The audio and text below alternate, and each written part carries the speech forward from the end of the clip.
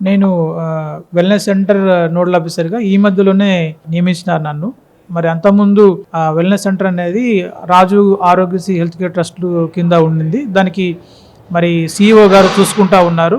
అయితే ఈ మధ్యలో జీవో ఏంటంటే మెడికల్ స్టాఫ్ కానీ పారామెడికల్ స్టాఫ్ కానీ డిప్లాయ్ చేయమని ఒక జీవో ఇచ్చినారు. దానికి నోడల్ ఆఫీసర్ నన్ను చేశారు. దాదాపు డిసెంబర్ 14-15 తారీఖులో నన్ను నియమిత చేసినారు. తర్వాత చేసిన తర్వాత అక్కడ 3 మెడికల్ ఆఫీసర్ పోస్టులు శాంక్షన్ ఉన్నాయి.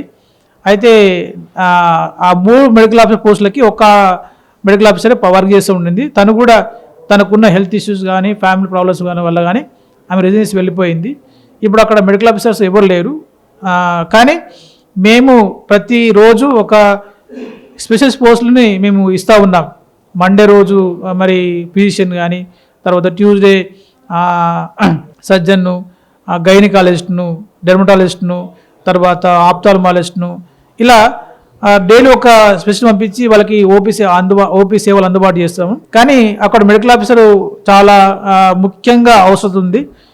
మరి ఇక్కడ ఇప్పుడు ఎవరు లేరు మెడికల్ ఆఫీసర్స్. కాబట్టి ఆ మెడికల్ ఆఫీసర్ రిక్రూట్మెంట్ చేసే ప్రక్రియలో మేము సిఇఓకి లెటర్ పెట్టాం, తర్వాత డిస్ట్రిక్ట్ కలెక్టర్కి లెటర్ పెట్టాం. మరి అది అవుతుందని ఆశిస్తూ ఉన్నాం.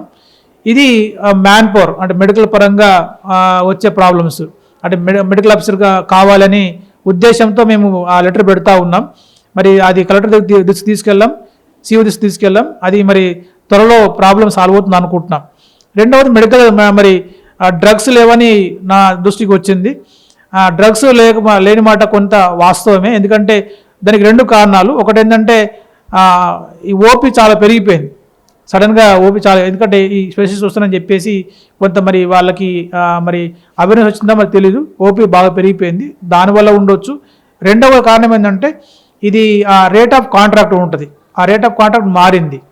సో ఆ రేట్ ఆఫ్ కాంట్రాక్ట్ మారినప్పుడు కొంచెం మరి ఇండెంట్ రావడము తర్వాత లేట్ అవుతుంది. మళ్ళీ ఇండెంట్ కూడా మాకు ఇవ్వడం ఏంటంటే 3 monthsకి పెట్టుకోవాలా 6 months పెట్టుకోవాలా ఇండెంట్ అనేది మాకు క్లారిటీ ఇవ్వలేదు సిఇఓ గారు. కాబట్టి అది మేము మొన్ననే ఒక 2 days బ్యాక్ ఇండెంట్ మొత్తం పెట్టాం.